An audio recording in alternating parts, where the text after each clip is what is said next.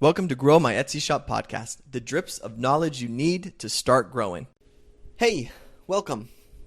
So I was working on my podcast this morning, and then I got distracted and started looking up why there's no islands in the Gulf of Mexico or America or whatever you want to call it.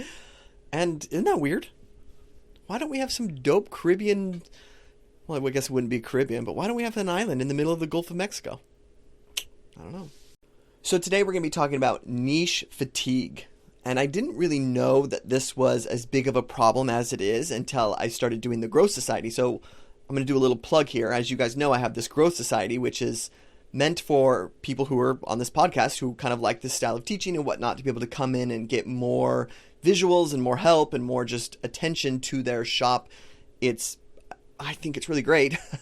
And I've had really great feedback. In fact, at the end of the month, I had let in a small group of people and said like, hey, how was this? And everyone was like, great.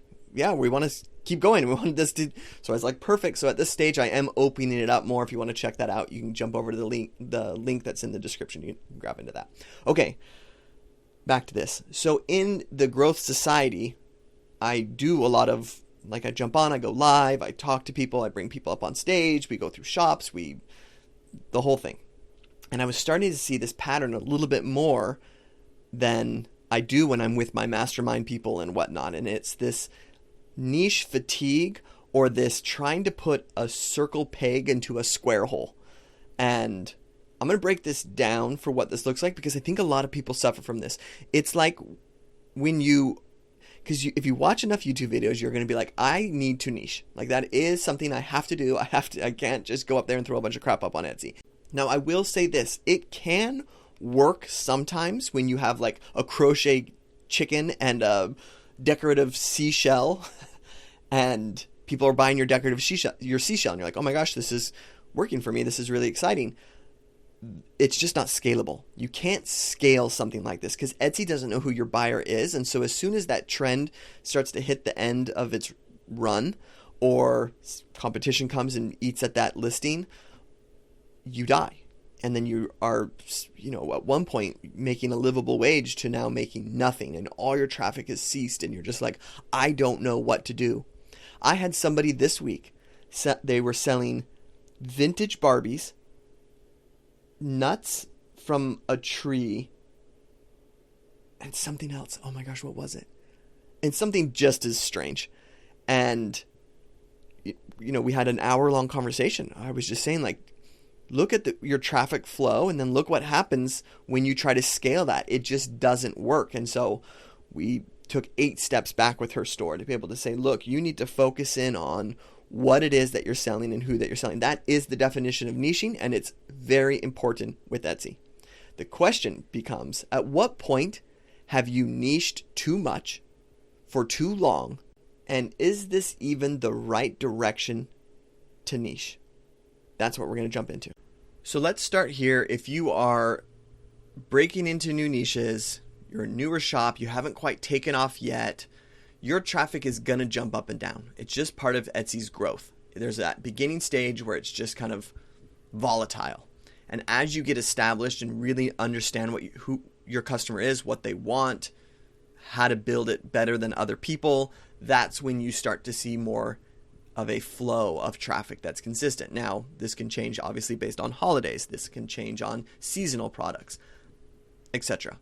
However, for the most part, you're able to kind of plan out what your traffic is going to look like. But those who can't do this, or their income is all over the map, or their traffic is all over the map, it usually falls down to 2 reasons. Number 1 is you're trend hunting.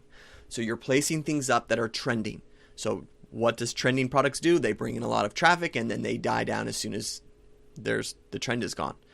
Number 2 is you haven't figured out how to capitalize on a niche yet. This means that you have something that's kind of working, but you haven't capitalized on that opportunity yet. And so this is where I coined the phrase of like a niche fatigue, where it's like, here's the perfect example of this. Let's say that you create boho wall art, and something takes off and you're like, oh my gosh, this is working for me. So you start to create more boho wall art, and maybe a couple other things are starting to sell. You still have a great seller, but you're getting other things that are selling for you. And at this stage, you would say, I have a niche. My niche is boho wall art. Well, what's going to happen? How are you going to spend your days? You're going to sit down at your computer and you're going to create more boho wall art.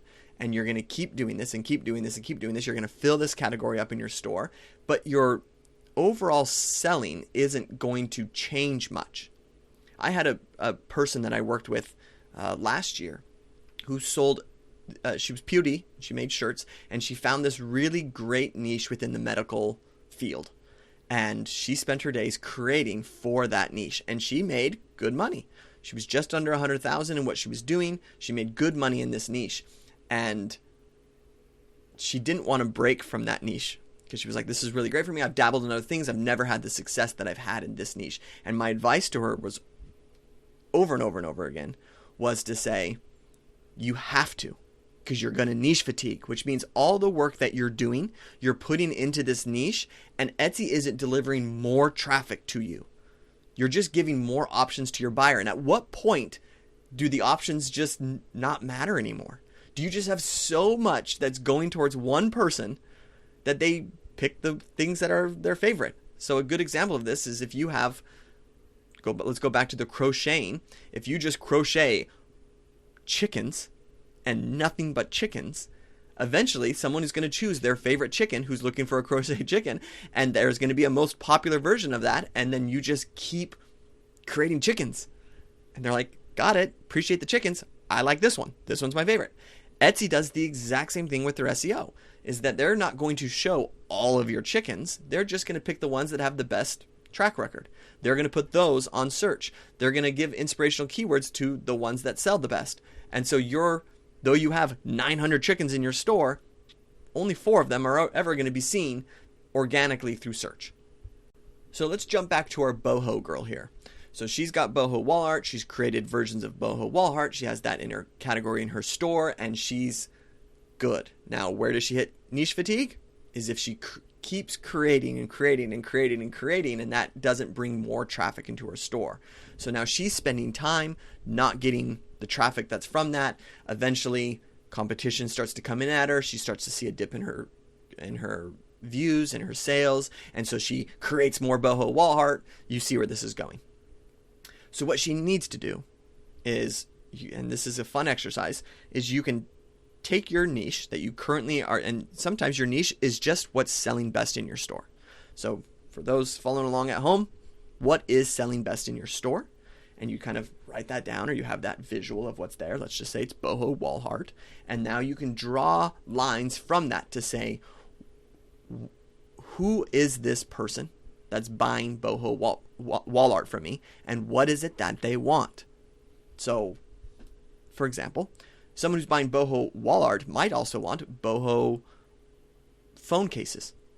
They might also want boho digital planners because they have this vibe that they like. A good question that you can ask yourself is, what can I upsell them or cross-sell them? Meaning, if they buy wall art from me, can I sell them something else based on what I know? So a good example of this is if somebody comes in and buys peanut butter cookies from you, you could say, what are things that I could upsell them? Meaning, what do they like? Well, they like cookies, so could I sell them more cookies? And what can I cross-sell them? Meaning, what goes with cookies?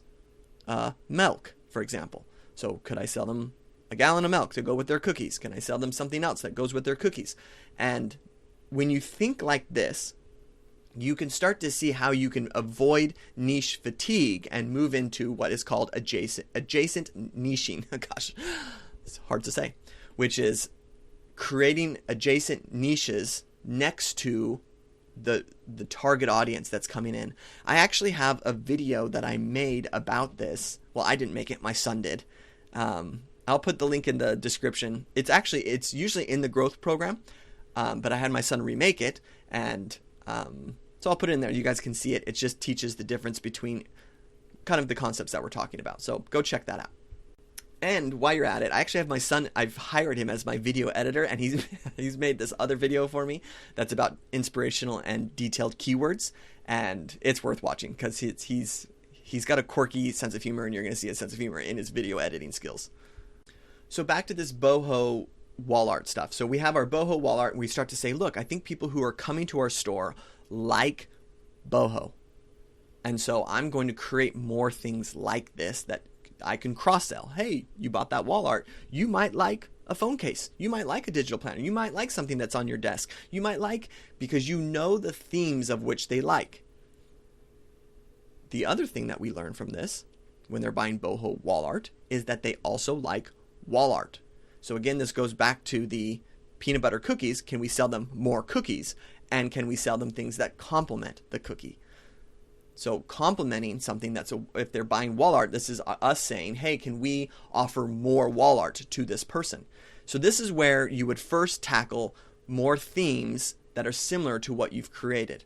And this is what we always do when we have a great seller. It's like, oh, this boho wall art's selling really well for us. Let's create more of this. What we don't want to do is create more of this until our fingers fall off.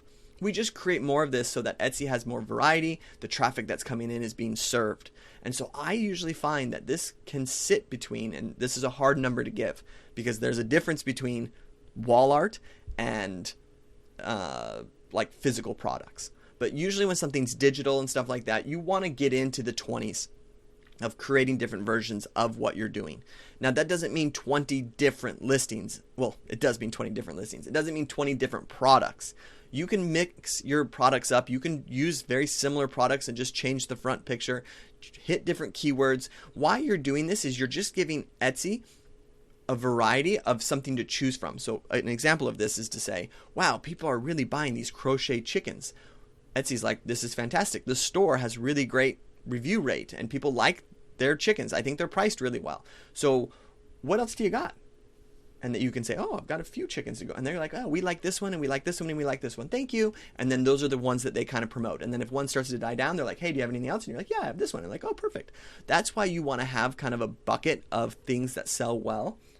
Because as soon as something starts to die down, Etsy is going to want to replace that. And if you don't have something to replace that with, sometimes it's your competition that sits into that spot. But I want you to pay attention to how we are doing this, because what I didn't do is say, wow, this boho wall art is selling. I think I'm going to sell vintage Barbie dolls now. That's not what I said. I said, who are these people coming into my store and how can I continue to serve these people? That's what makes a successful Etsy shop. When I see, and I have that mastermind group there's 10 people in it, and all of them are very successful and all of them sell to a person. That doesn't mean their products are always all the same, but they sell to a person and they have a skill set that they're selling to a target audience. Again, go watch that video. It's the first one in the description. That's going to really help you see the difference between the two. So now let's answer this question. Well, Jared, how do I know? How do I know when I'm too niche fatigued? How do I know the process of being adjacent in my niches? So this is kind of the formula that I walk through, the way I do it. The first thing I'm going to do is I'm going to look at the keywords themselves coming into my store. So if we go back to our boho example, are people searching for wall art or living room wall art or apartment wall art and bar cart wall art, and then I'm showing up in those searches? Because what am I learning from that? I'm learning that people are searching inspirationally and then clicking on what I create, which means that my traffic is people searching for wall art. So I'm going to create more versions of wall art. I'm not just going to focus in on boho. I'm going to create versions of what I'm doing. If I look at my stats and they're very boho heavy, so people are searching for boho, living room boho, this, no. I'm going to know, the next step I'm going to go is creating more options that follow this theme. Because who's coming to my store? People searching for wall art or people searching for boho stuff? The answer is boho stuff. So that SEO is going to be helpful, or I shouldn't say that SEO, I should say the keyword data that we receive from our listings. And I want you to know that you can do this for individual listings. Just look at your listing as if you're a shopper. But if you're logged in, you can click the stats right there and you can see exactly what is being presented. I love a good conversion rate. So I look at how many people came to that listing in a month and how many did I sell. And if I have a high conversion rate on what I'm doing, I tend to make listings that follow more of that formula. Okay. The next thing that you can do, you've heard me say this, I love running ads because it's going to get me data and sales.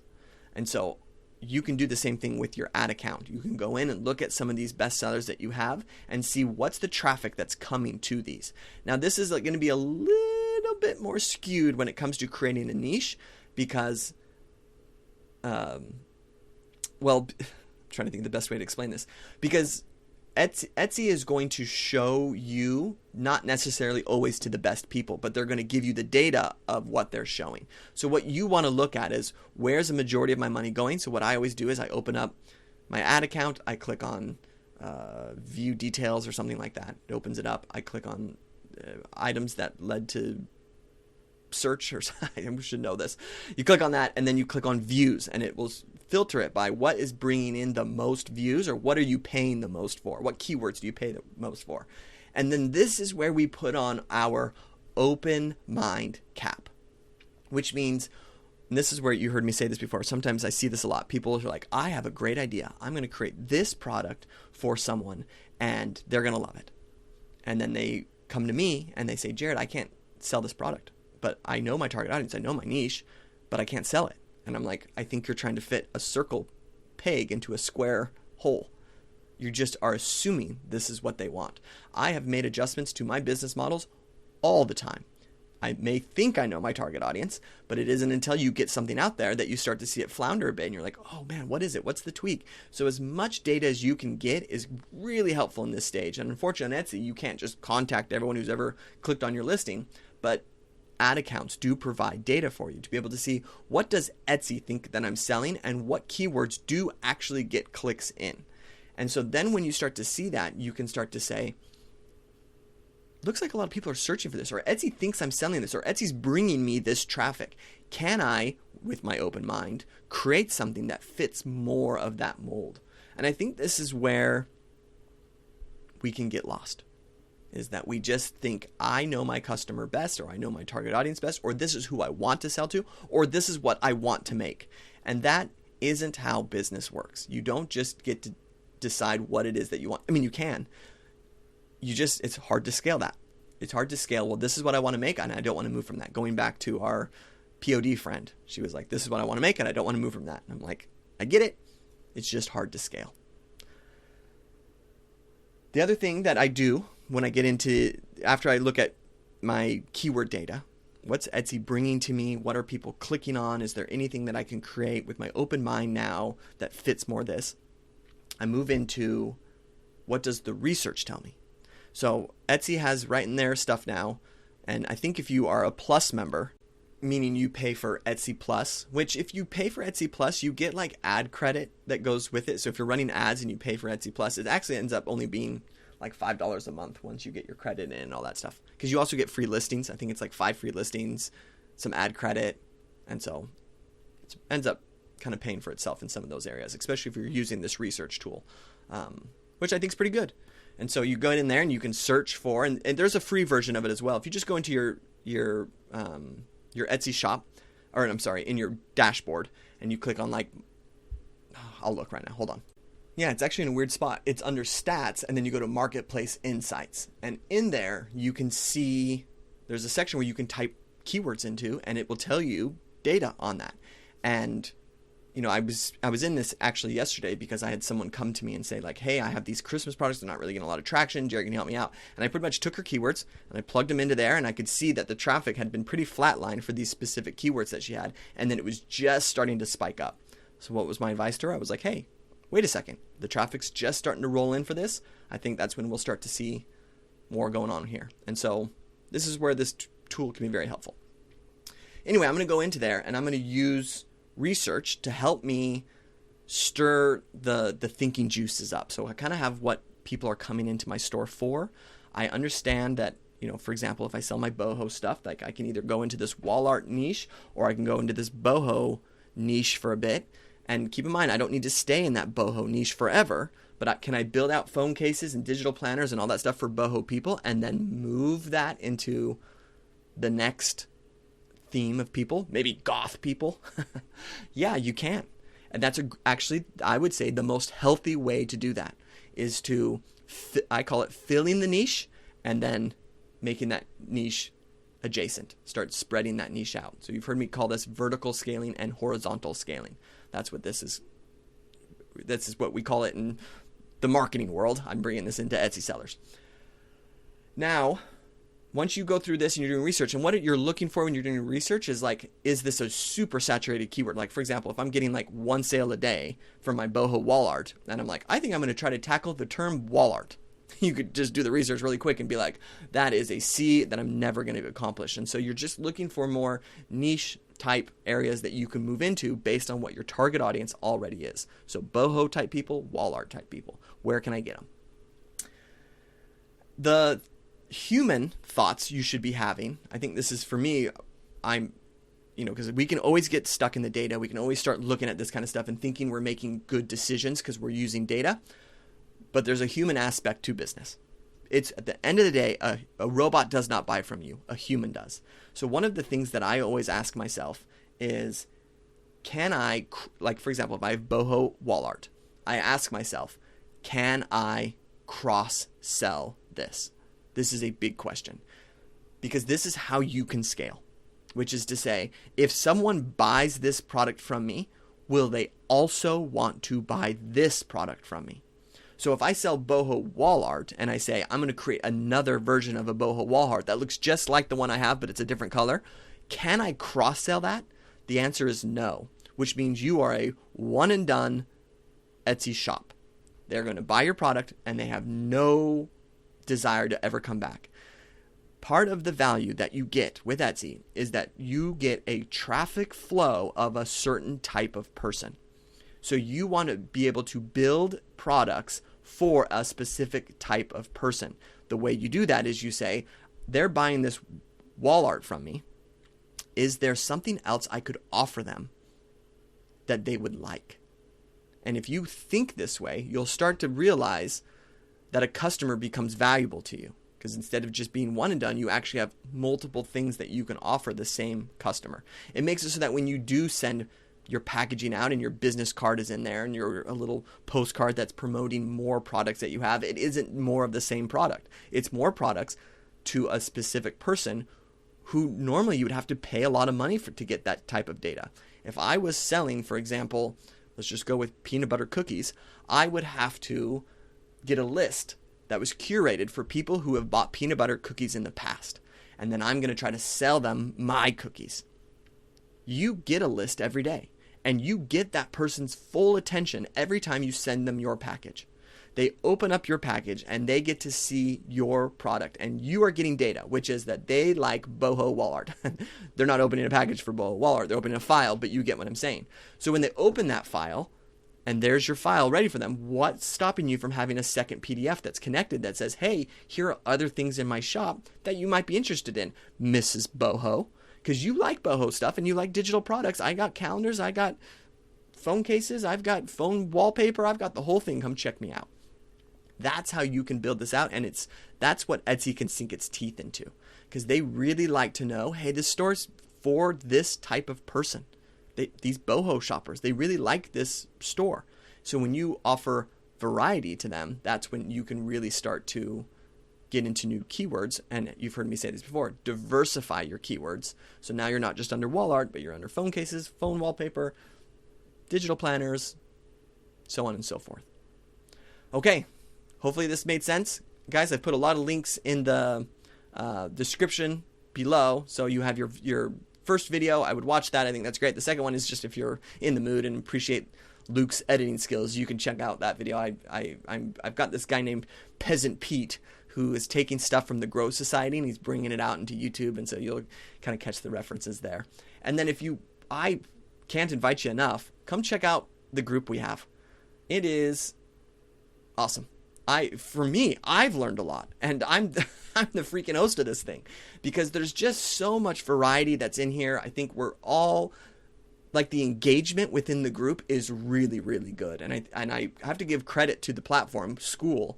They're always updating the platform, and one of the updates they made this week was that I can have tiers. And so before it used to be one price can get you in and then you just get everything. And now it's, you can come in and like sample things. So you can come in and be part of the community for really cheap. And then if you're like, hey, I would really like to get more, then you can just move up in tiers. So I think that's really cool what they've done. I actually have a couple people in my mastermind group who are using School instead of like collecting emails and stuff like that. And they have hundreds of people in their group.